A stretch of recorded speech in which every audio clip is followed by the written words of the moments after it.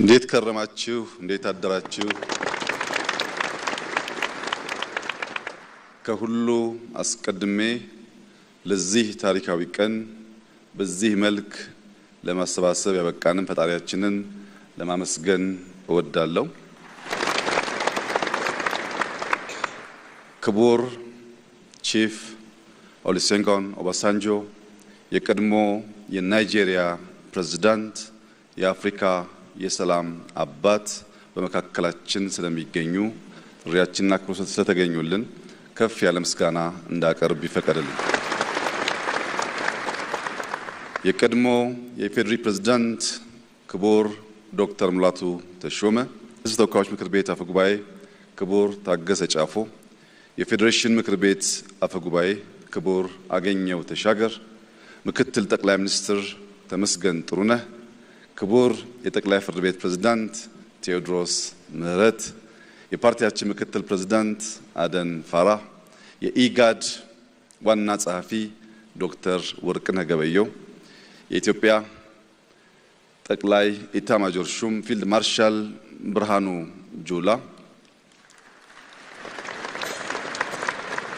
ከሁሉ በላይ የዚህ መሰባሰብ ዋነኛ ባለቤት የሆኑት ኮሚሽነሮች በተለይም ፕሮፌሰር መስፍን አርአያ ዋና ኮሚሽነር ይህንን ታላቅ ኃላፊነት ይህንን ብዙ ድምጾች ያሉበት አድካሚ ስራ በነፃ በርካቶቹ በማምሻ እድሜያቸው ሀገራቸውን በቅንነት በማገልገል ለልጆቻቸው መሰረት ለመጣል የወሰኑ 11ዱም ኮሚሽነሮች በተለይም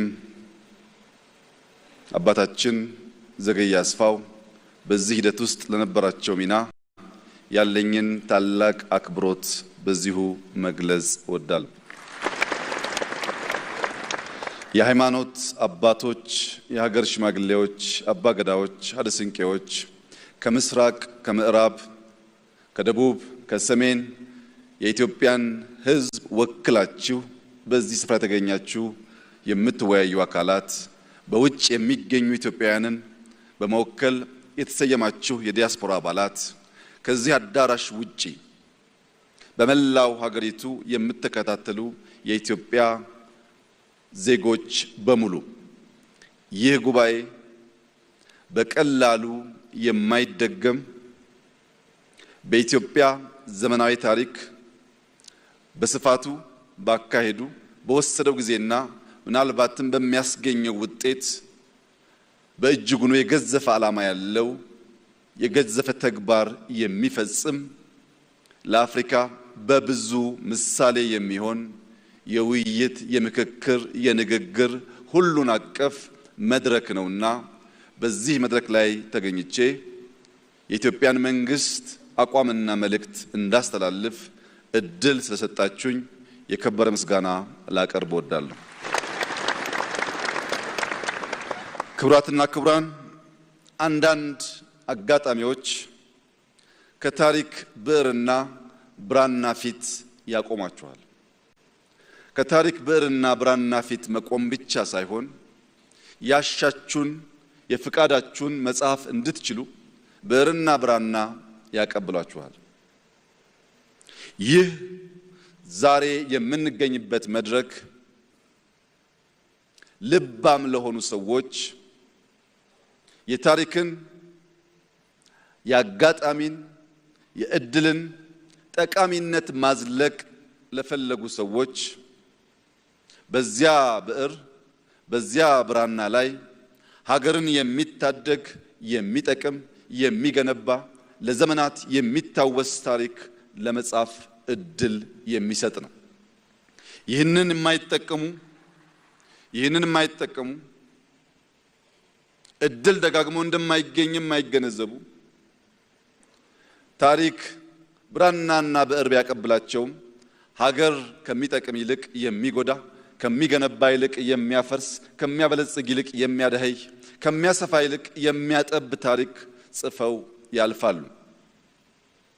ያ ታሪክ ዛሬ በእኛ እንዳይደገም ከፍተኛ ኃላፊነት ስሜት ተሰምቶን በታላቅ አክብሮት ልንከውነው የሚገባ እኛ እና ከኛ በፊት የነበሩ ሰዎች ያጧቸውን ሊያሳኳቸው ሲገባ ያልቻላቸውን ጉዳዮች ዳግም ልጆቻችን እንዳያጡ በታላቅ ኃላፊነት እንድትሰሩ ደግሜ በትህትና ልጠይቃችሁ እወዳለሁ።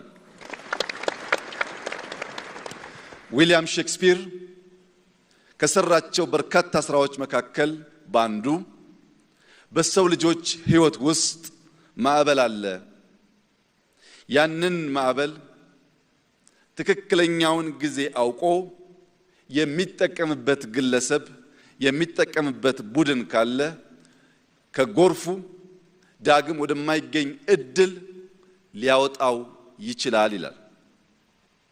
መከራ ሁሉ መከራ ብቻ ሳይሆን በውስጡ እድል አለው ማለቱ ነው። ችግር ሁሉ ችግር ብቻ ሳይሆን በውስጡ መፍትሄ ያለው ማለት ነው። ኢትዮጵያ ውስጥ በርከት ያሉ ችግሮች አሳልፈናል። በርከት ያሉ ያልተገቡ መከራዎች አሳልፈናል።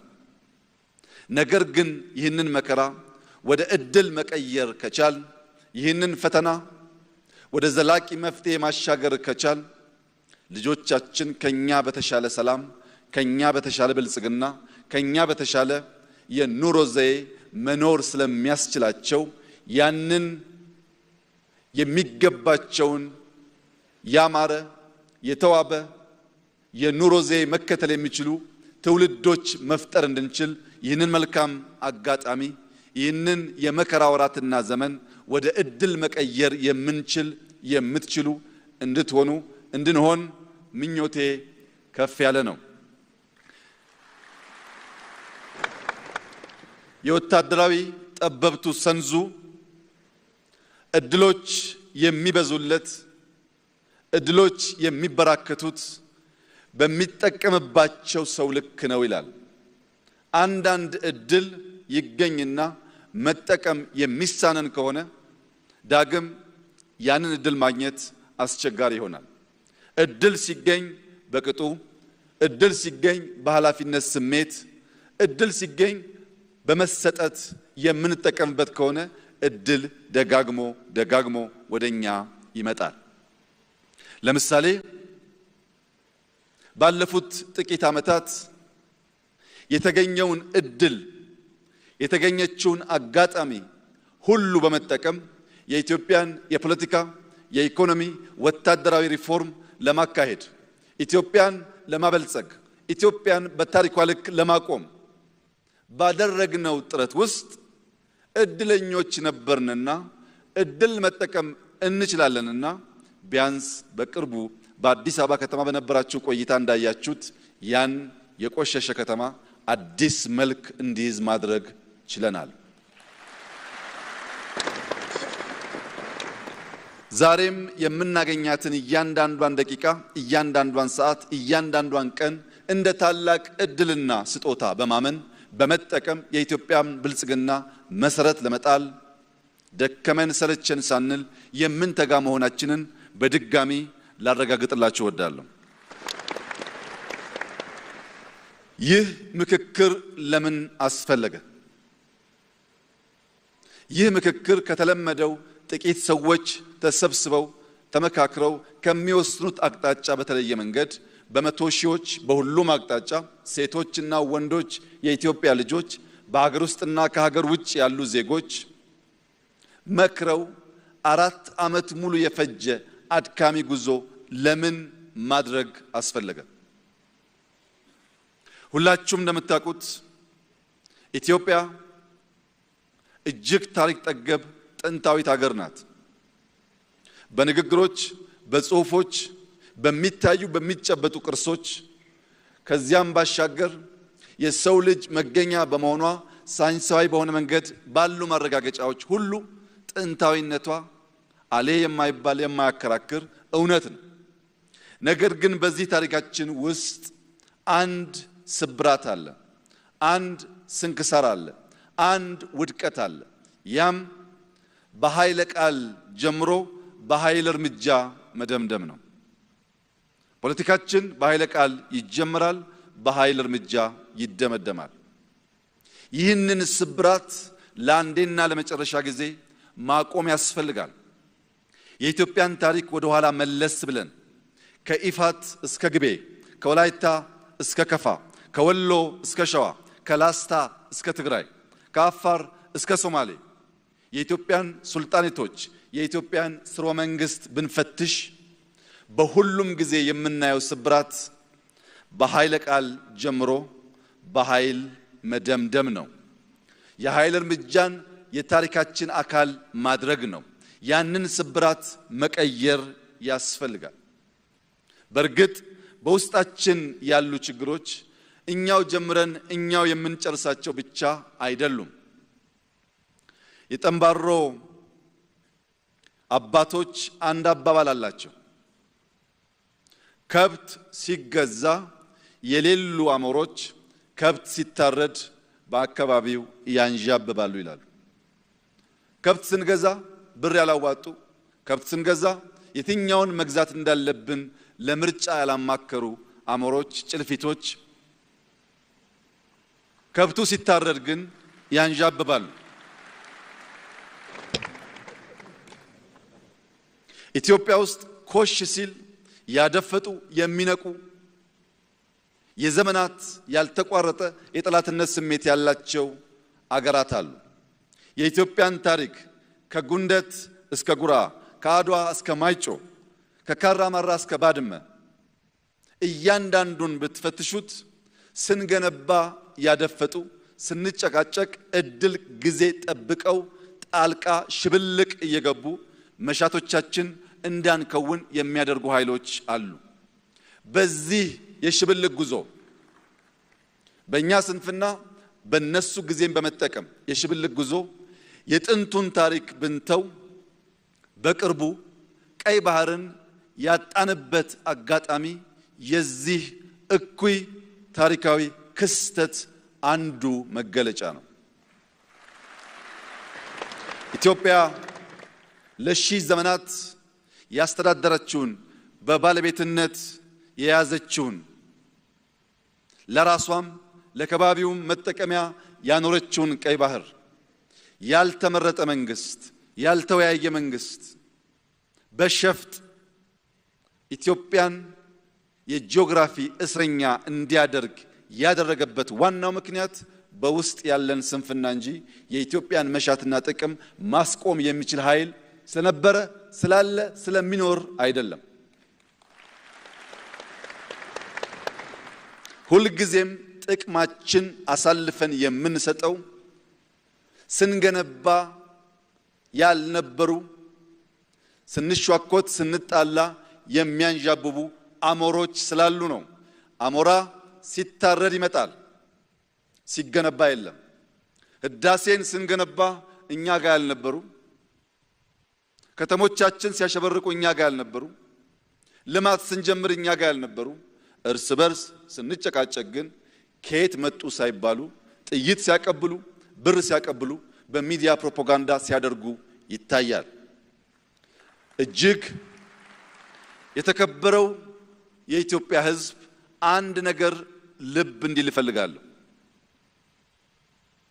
ምንም ጉዳይ በውስጥ ቢያከራክረን፣ ምንም ጉዳይ በውስጥ ቢያጨቃጭቀን እንዲህ ባለው መድረክ መነጋገር፣ መወያየት፣ መፍታት ስለምንችል ለሌሎች ኃይሎች ጥቅም የኢትዮጵያን መሻት የኢትዮጵያን ብሔራዊ ፍላጎት አሳልፈን የምንሰጥ በታሪክ ውስጥ እንክርዳድ ሆነን የምንታይ ዜጎች ላለመሆን እያንዳንዳችን ጥረት ማድረግ ይኖርብናል።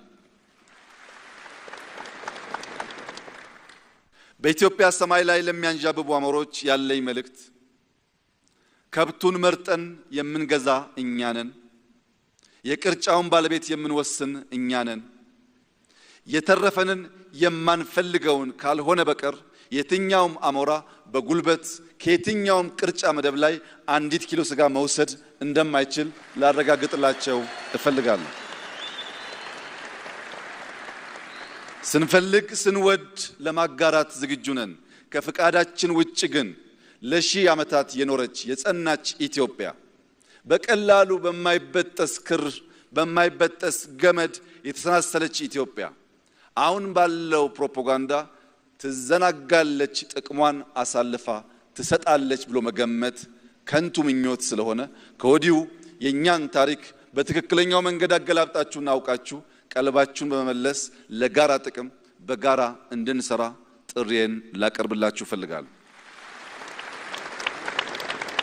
በዚህ ሁሉ መከራ ውስጥ ታዲያ ኢትዮጵያ እንዴት ጸናች? የጽናታችን ምስጢር ምንድነው ያላችሁ እንደሆነ ሽምግልና፣ ንግግር፣ ይቅርታ፣ ካሳ የሚባሉ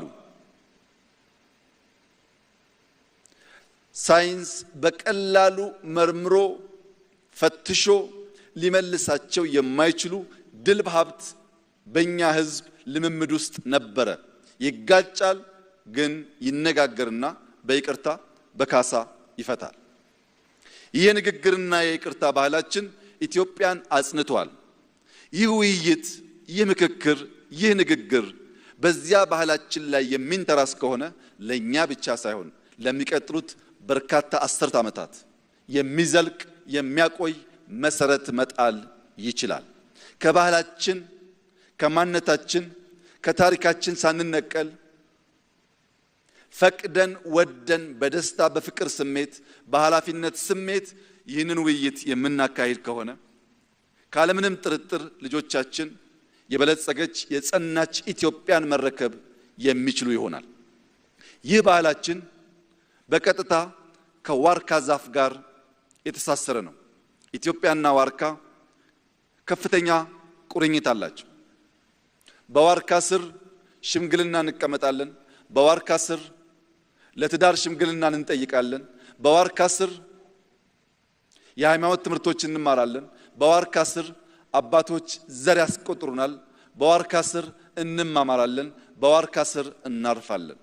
ባለፉት ጥቂት ዓመታት ዋርካን የመቁረጥ ባህል ሲሰፋ ምክክሩ እየቀነሰ ንግግሩ እየቀነሰ አንተ ትብስ አንቺ ትብሽ የሚለው ባህላችን ከኔ ወዲያማ እኔ ብቻ እኔ ካላልኩ እኔ የምፈልገው ካልሆነ የሚል አደገኛ ልምምድ ተቀየረ። ለዚህ ነው እንትከል፣ ተስፋን እንትከል፣ ዋርካን እንትከል፣ ምክክርን እንትከል፣ ውይይትን እንትከል፣ ይቅርታን እንትከል፣ በጋራ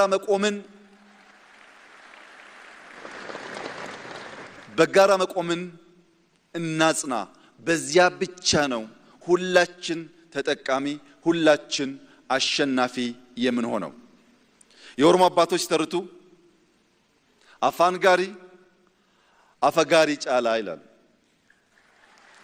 መልካም ንግግር ከመልካም አልጋ የተሻለ ያሳርፋል ማለት ነው። ሰው በውስጡ ነገር ካለው ምንም አልጋው ያማረ ቢሆን ይገላበጣል እንጂ አይተኛም። ውስጡ ያረፈ ሰው ግን መደብ ላይም ቢሆን ድንጋይ ተንተርሶ መተኛት ይችላል። ውስጣችን ሰላም እንዲሆን መልካም እንቅልፍ እንድንተኛ ለሰፈሬ እኔ ወገኔ ለምለው ለኔ ከባቢ ብላችሁ ሳይሆን ለኢትዮጵያ ብላችሁ እንድትመክሩ በታላቅ ትህትና አደራ ልላችሁ ፈልጋለሁ። ለዛሬ አትምከሩ፣ ለነገ ምከሩ። ለናንተ አትምከሩ፣ ለልጆቻችሁ ምከሩ። አሁን የምንመካከረው ስለ ትናንትናው አይደለም። የትናንትናን ችግር ፈተን ለነገ መልካም መሰረት ለማኖር ነውና እያንዳንዱ ተወያይ እያንዳንዱ ተወካይ ልጆቹን እያሰበ ለመመካከር የወሰነ መሆን አለበት። ይህንን ስናደርግ ግን የአፋር አባቶች ምክር ከልባችን ማቆየት አለብን። አፋሮች አንድ ቦታ ተቀምጠህ አንድ ቦታ ሆነ በዚያኛው ወገን ያለውን ችግር ልትረዳ አትችልምና ተነስ ሂድ፣ ያኛው ወገን ምን እንደሚያስብ ምን ጥያቄ እንዳለው አድምጥ። ሳትሄድ ሳታደምጥ ሳትጠይቅ የወል የሆነ የጋራ የሆነ መፍትሄ ልታመጣ አትችልም ይላሉ። ሶማሌዎች ጥያቄ አላቸው፣ አፋሮች አድምጧቸው። ትግራዮች ጥያቄ አሏቸው፣ ወላይታዎች ሲዳማዎች አድምጧቸው። ዳሰነች አሌ ጥያቄ ያለው ኦሮሞዎች፣ አማሮች አድምጧቸው። በተለይ ኦሮሞዎችና አማሮች ዳሰነችን፣ ኮንሶን፣ አሌን ካላደመጣችሁ ኢትዮጵያን ልታጸኑ አትችሉም። ምንም ጥርጥር የለውም። በቁጥር ትላልቅ ህዝቦች ናችሁ። ትናንሾቹን ካላከበራችሁ፣ ትናንሾቹን ካላደመጣችሁ፣ በቁጥር ብቻ የኛ ፍላጎት ይሁን ካላችሁ ይህ ውይይት አይሳካም። ይህ ውይይት የሚሳካው አሌ ጥያቄ ሲጠይቅ ጋሞ የማይጎዳ ከሆነ ያ ጥያቄ የማይጎዳው ከሆነ አሌ መቀበል አለበት። አሌ ጥያቄ ሲጠይቅ ጥያቄው ጎፋን የሚጎዳ ከሆነ ግን አሌ ጥያቄውን መሳብ አለበት። ማንም ሳይጎዳ በጋራ መጠቀም የምንችልባቸውን ጉዳዮች አንስተን ለኔ ሳይሆን ለኛ፣ ለሰፈሬ ሳይሆን ለኢትዮጵያ ማለት ከቻል ይህ ምክክር ፍሬያማ ይሆናል። የደከሙ ኮሚሽነሮች በማምሻ እድሜያቸው ለኢትዮጵያ ልፋታቸው፣ ምንዳቸው የዚህ ውይይት ውጤት ይሆናል። እንደዚህ ያለው መድረክ ማዘጋጀት ባለመቻላችን ለረጅም ዘመናት ዋጋ የከፈሉ የሞቱ የቆሰሉ ኢትዮጵያውያንም ቢያንስ በአጸደ ገነት ሳሉ በሌላ ትውልድ በተሰራ ስራ እረፍት ሊያገኙ ስለሚችሉ ያለፉትን የደከሙትን የሚመጡትን እያሰብን አንተ ትብስ አንቺ ትብሽ ብለን ለኢትዮጵያ የበጃትን ውጤት እንድናመጣ በታላቅ ትህትና አደራ ልላችሁ ፈልጋለሁ። በትግራይ አንድ ትልቅ አባባል አለ። ምኽሪ ሓደ ትህት ምድሪ፣ ምኽሪ ክልተ ልዕሊ ምድሪ፣ ምኽሪ ሰለስተ ዘሪእ ምድሪ ይላል ትግራይ። የአንድ ሰው ምክር ከምድር በታች እንደተቀበረ ነገር ነው፣ ዋጋ የለውም። የሁለት ሰው ምክር ግን ከምድር በላይ ነው፣ ይታያል። የሶስት ሰው ምክር ግን ምርጥ ዘር ነው፣ ይበቅላል፣ ይለመልማል። በስታችሁ ምከሩ ይላሉ። ይህንን የትግራይ አባባልና ምክር ተቀብለን አሜሪካኖች 55 ሰው ጠርተው ለመቶ ዓመታት የሚቆይ ኮንስቲቱሽን የገነቡ ቢሆንም ትግራዮች ከአንድ ሰው የሁለት ሰው ከሁለት ሰው የሶስት ሰው ምክር ይሻላል ስለሚሉ 4000 ሰው ሰብስበናል። የአሜሪካ ኮንስቲቱሽን በ55 ሰው ቢሰራም ልባም ነበሩና ለምዕት ዓመታት የሚቆይ ስራ ሰርተዋል።